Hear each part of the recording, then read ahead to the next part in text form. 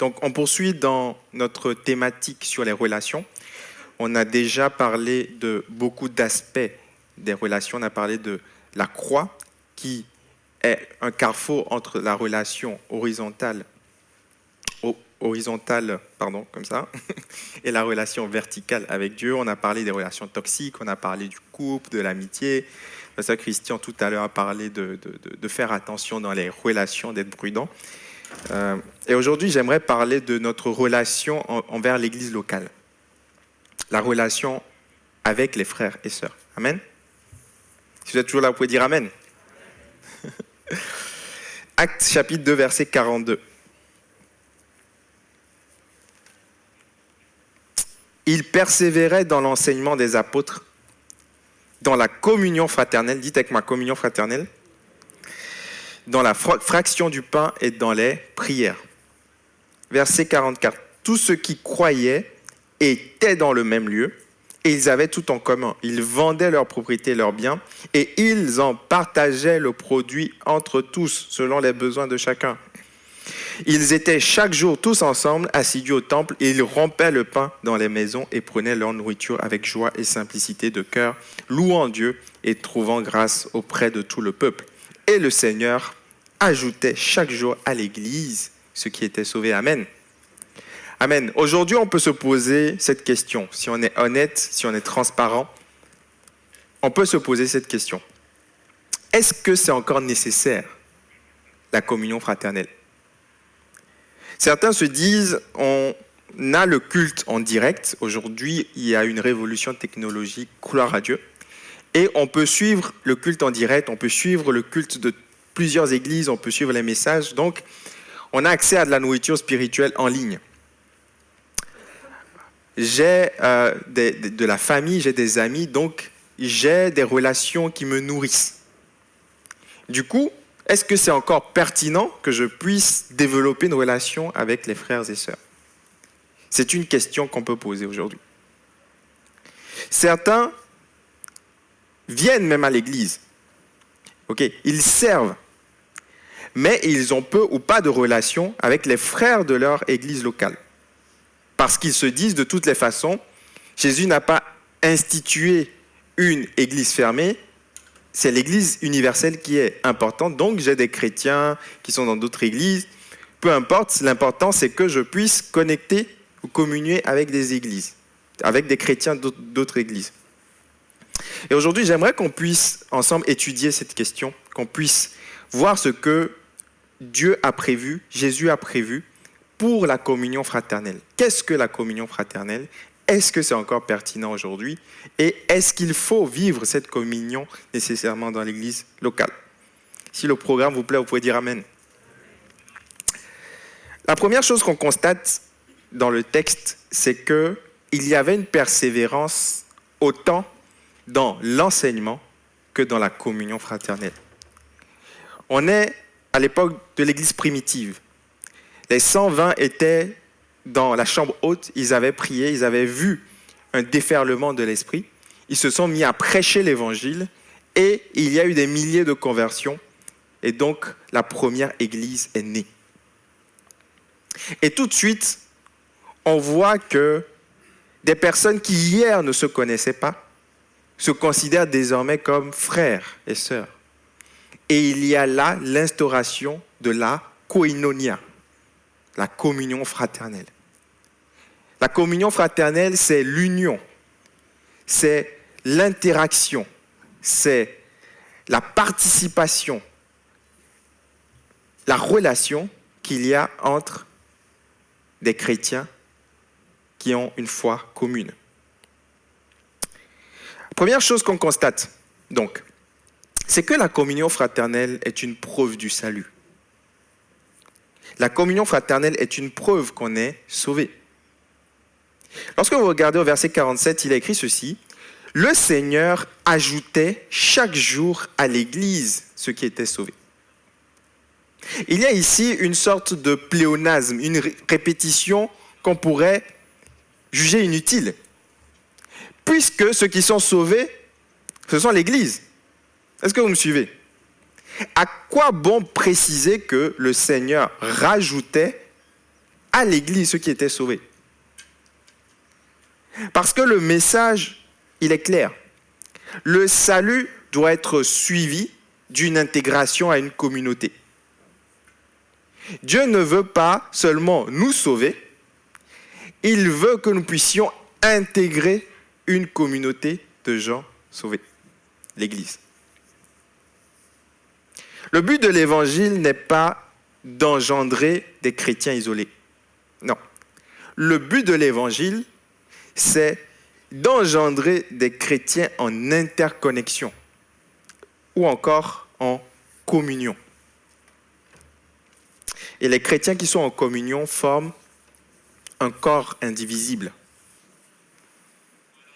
L'apôtre Paul va dire dans Romains 12, au verset 5, « Ainsi, nous qui sommes plusieurs, nous formons un seul corps en Christ et nous sommes tous membres les uns les autres. » Dis à quelqu'un près de toi, tu fais partie du même corps que moi. S'il est timide, c'est normal, c'est l'effet Covid. Mais c'est bien qu'il entende quand même. Il est impossible d'être en Christ sans faire partie du corps de Christ. C'est impossible. Lorsque Dieu nous sauve, lorsque Dieu vous sauve, il met en vous le Saint-Esprit. Il met en vous la personne divine comme gage de votre héritage céleste. On peut se demander, c'est quoi la preuve que tu es sauvé? La preuve que tu es sauvé, c'est que tu as le Saint-Esprit en toi. Quelqu'un devrait dire Amen. La preuve que tu es sauvé, c'est que Dieu a placé quelque chose du ciel en toi. Dieu a placé le Saint-Esprit en toi, comme gage de ton héritage, comme promesse que tu iras au ciel et que tu seras avec Dieu. Dieu est déjà avec toi aujourd'hui. Mais le Saint-Esprit ne vient pas seulement nous emmener à communier avec Dieu, à entrer en communion avec Dieu, il nous emmène aussi à entrer en communion avec ceux qui ont le Saint-Esprit. En somme, le salut est personnel, mais n'est pas solitaire.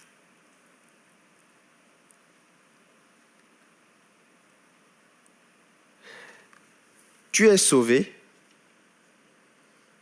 et tu as accepté le Seigneur seul, c'est vrai. Mais tu n'es pas sauvé pour rester seul. Le plan de Dieu pour toi, c'est que tu fasses partie de façon intentionnelle et visible d'un corps, d'un ensemble de personnes qui sont eux aussi sauvés. Voilà pourquoi lorsque les disciples ont demandé à Jésus, Maître, enseigne-nous à prier, Jésus n'a pas dit, lorsque tu pries, dis, mon Père qui est aux cieux, mais il dit, notre Père qui est aux cieux. La prière modèle que Jésus a donnée commence par un signe de communauté. Vous êtes bien calme ce midi.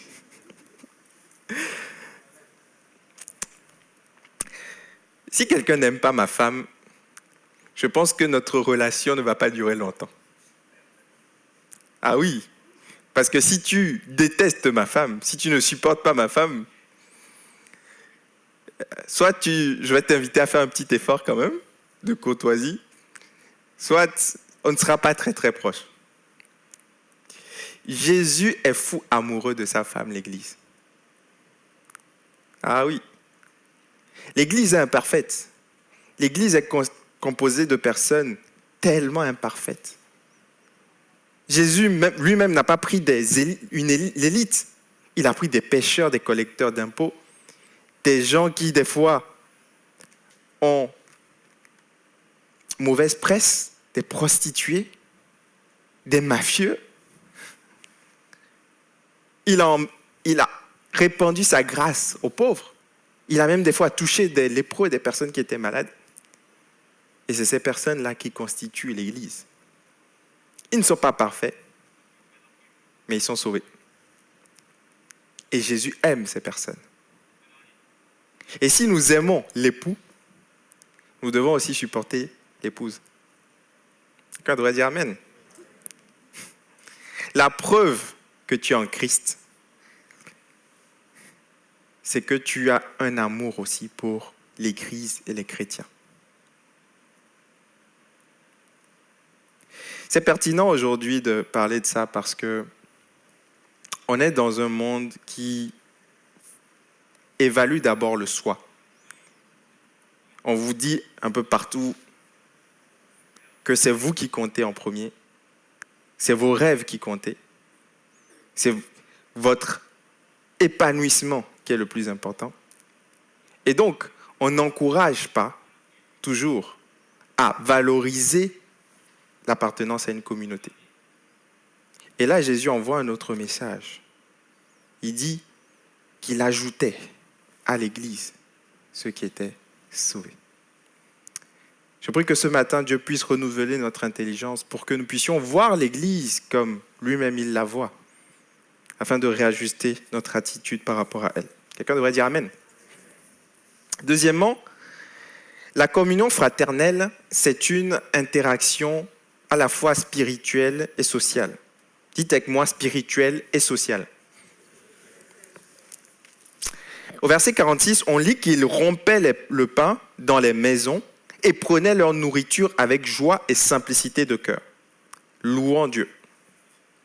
On voit là qu'il y a une interaction sociale, puisqu'ils rompent le pain, c'est-à-dire ils partagent de la nourriture, ils mangent ensemble, ils vivent le quotidien ensemble, ils partagent des tranches de vie ensemble.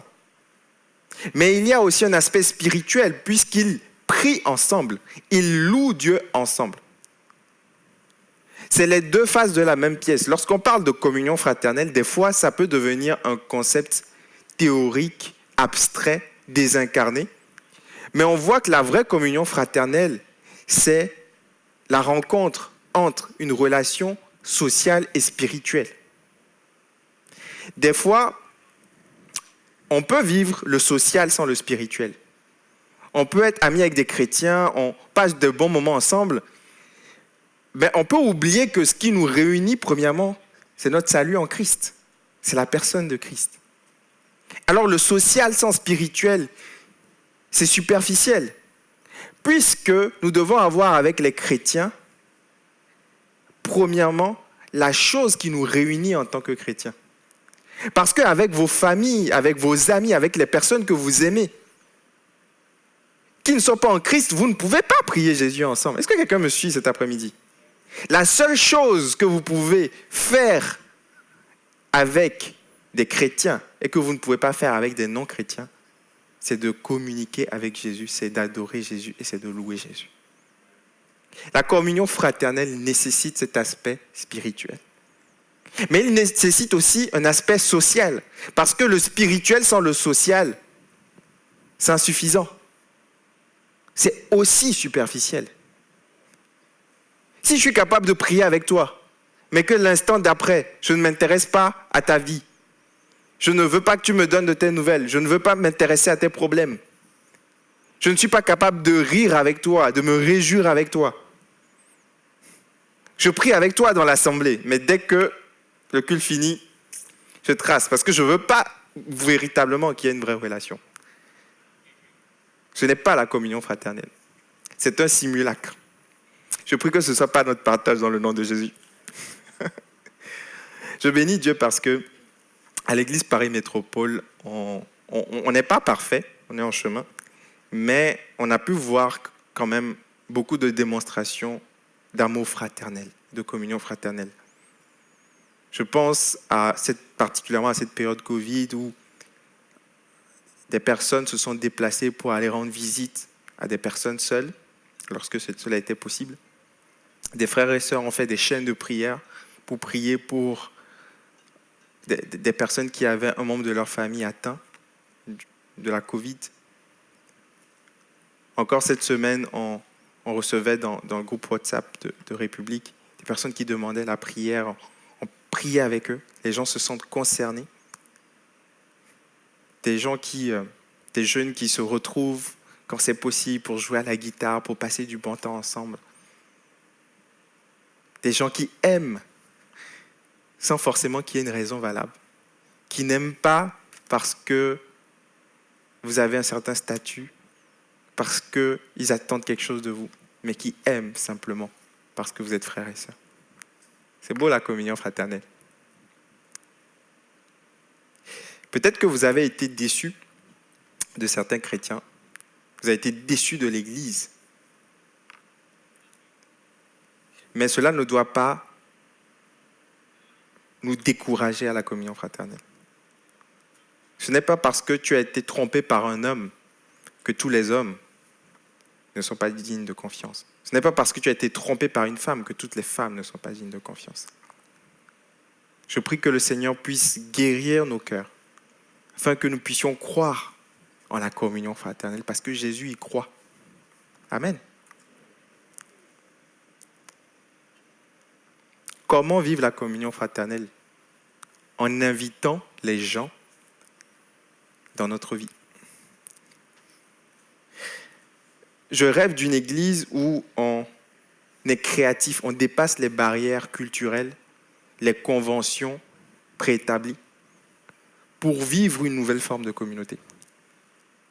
Cette semaine, je réfléchissais. On dit qu'à Paris, il y a des problèmes de logement et des problèmes de solitude. Je me dis, pourquoi est-ce que des chrétiens ne pourraient pas décider de prendre des appartements ensemble? Le monde est capable de se réunir pour des avantages financiers. En fait, avant, il y avait les transports en commun, mais on a préféré la voiture. Au moins, je suis seul. Mais on s'est rendu compte que, finalement, ce n'était pas rentable. Donc, on a accepté la colocation, on a accepté le covoiturage pour l'argent. Et si on faisait ça pour la communion fraternelle? Alors, quelqu'un devrait dire Amen. Et si on dépassait les barrières préétablies pour oser communier avec des frères et sœurs d'une autre manière? Bien évidemment, il ne faut pas le faire avec n'importe qui. Les relations se construisent au fur et à mesure. Bien évidemment. Mais le principe est là. Et si Dieu touchait mon cœur pour que je puisse communier d'une nouvelle façon avec mes frères et sœurs, je prie que ce soit notre partage dans le nom de Jésus. Invitez des gens à manger quand ce sera possible chez vous. Invitez des gens lorsque vous allez vous promener, faire du sport, du shopping, dans vos projets. Invitez des frères et sœurs. Bâtissez des relations. On ne peut pas vivre tout ce que Christ a prévu qu'on vive sans la communion fraternelle. Troisièmement, la communion fraternelle, c'est une fidélité au rassemblement local. Dites avec moi, fidélité. Vous venez de dire un gros mot en 2021. Le mot qui passe, c'est liberté. Quand tu dis fidélité, quand tu dis assiduité, engagement,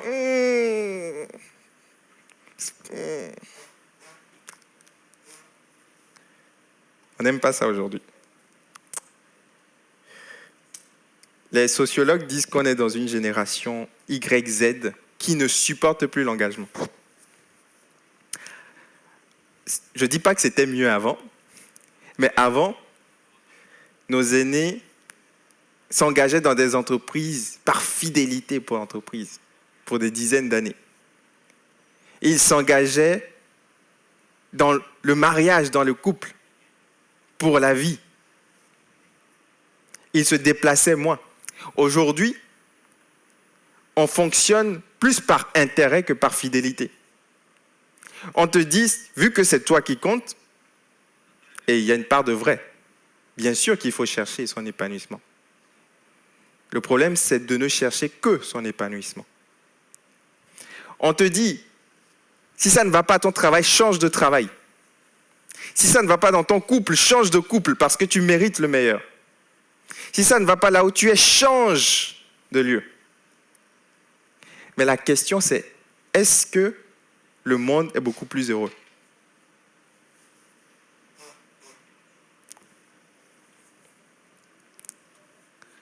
Au verset 44, il est dit ceci. Tous ceux qui croyaient étaient dans le même lieu. Dites avec moi, le même lieu. Pas moi qui le dis. Verset 46. Ils étaient chaque jour tous assidus au temple. Assidus, fidèles. Ça veut dire que le fruit de l'action de Dieu en nous n'est pas juste la prière, n'est pas juste la sanctification, c'est aussi le désir d'être fidèle à un rassemblement local. Ils étaient dans le même lieu. Voilà pourquoi les personnes qui disent « Pasteur, aujourd'hui on est en 2021, je suis mon culte en ligne et j'ai des frères et sœurs partout, c'est merveilleux. Oh, je suis tel culte à 10h, tel culte à midi. C'est mes frères et sœurs, il n'y a plus de barrière. » La question que je leur pose, c'est le jour où tu te maries, quel pasteur va célébrer ton mariage? Oh, quelqu'un devrait dire ah oui.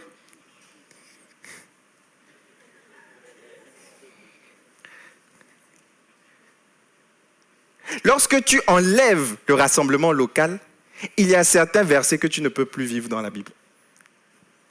Jésus a dit, si ton frère a péché contre toi, va prendre un autre frère et s'il ne t'écoute pas, dis-le à l'église. Comment tu fais? Tu fais un post sur Internet? À qui? Les gens disent, pasteur, on n'a plus besoin de rassemblement physique. Ça marche assez bien Internet. Tant que certaines choses ne pourront pas se faire en ligne, l'église en ligne ne suffira pas. Oh, tu ne m'as pas compris. Tant que tu ne pourras pas déménager en ligne, tu ne pourras pas faire un déménagement avec des gens qui t'aident en ligne. Tant que tu ne pourras pas te marier en ligne, tu rencontres la personne, tu fais le mariage sur Zoom, elle est chez elle, tu es chez toi, vous vivez comme ça. Vous vivez en ligne. Ah. Tant que tu ne pourras pas t'alimenter en ligne, je ne dis pas de faire du click and collect. À un moment donné, il faut que la nourriture soit devant toi. Est-ce que quelqu'un me suit cet après-midi? Il y a des choses qui ne peuvent pas se faire en ligne. Ça aide Internet. Mais à un moment donné, il y a besoin de rencontres physiques. Il y a besoin de gens, de vis-à-vis, de gens avec qui tu connectes. Quand c'est possible.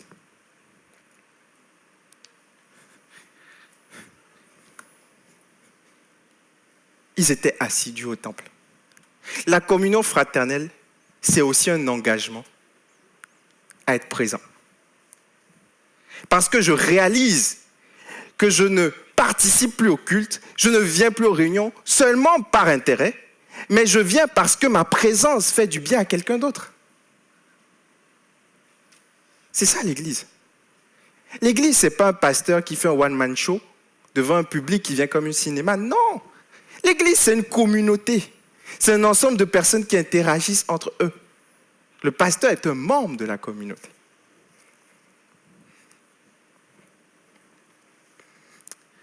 Je prie que Dieu nous aide. Ça, ce n'est pas simple. Personne ne veut entraver sa liberté aujourd'hui.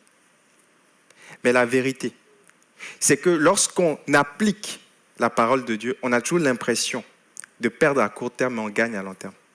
Quelqu'un devrait dire Amen. Dieu ne veut pas abuser de toi. Il t'a créé, il connaît tes besoins, il sait ce qui est bon pour toi, il sait dans quel environnement il doit te placer. Et il sait que dans l'Église, peut-être, certaines personnes vont te blesser. Mais même ça, il va l'utiliser pour forger ton caractère. Si tu es dans un monde que tu contrôles, tu choisis tes films, tu choisis tes amis sur Facebook, bientôt tu vas choisir ton patron, tu choisis tout en fait. Tu es dans un monde que tu as créé. Il y a des choses que tu ne pourras pas vivre. Parce qu'on a besoin de connecter avec des gens qui ne nous ressemblent pas. L'Église est un mystère pour le monde aujourd'hui. Parce que le monde est divisé. Les partis sont divisés. À gauche, là, à droite, on est divisé. Des problèmes de race, de racisme. Tout le monde est divisé. Et lorsque les gouvernements voient un endroit où on ne te paye pas, où on ne te donne rien, où tu viens bénévolement, tu viens joyeusement, et il y a toutes les tribus, toutes les races, toutes les origines qui se réunissent ensemble, qui se réjouissent ensemble. Il dit, c'est quoi leur programme? Dites-nous. Le programme, c'est Jésus-Christ. Ah oui, c'est Jésus-Christ. Il dit, il n'y a plus ni juif ni grec. Il n'y a plus ni esclave ni libre. Il n'y a plus ni homme ni femme. Il brise les barrières sexistes. Il brise les barrières de statut social. Il brise les barrières ethniques. Et il dit, vous êtes les membres d'un même corps. Je prie que nous puissions vivre ça dans le nom de Jésus.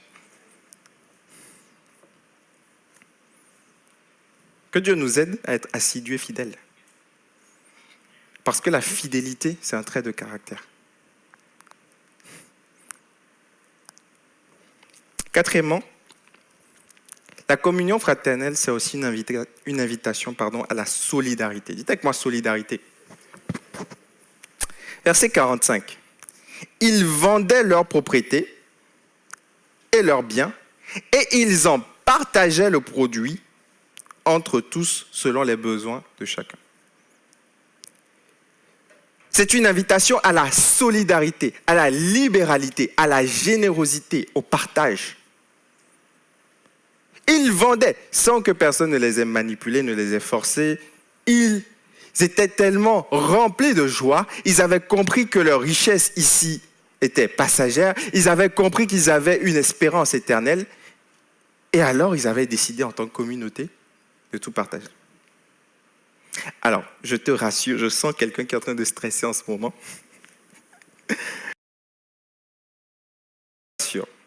On ne demande rien ici, on ne force personne à donner, vous donnez quand vous voulez, on ne fait pas d'annonce. Mais bizarrement, les offrandes n'ont jamais été aussi stables. Parce que quand quelqu'un est touché par Dieu, quand quelqu'un est béni par Dieu, il donne généreusement. Il n'a pas besoin qu'on le force à donner.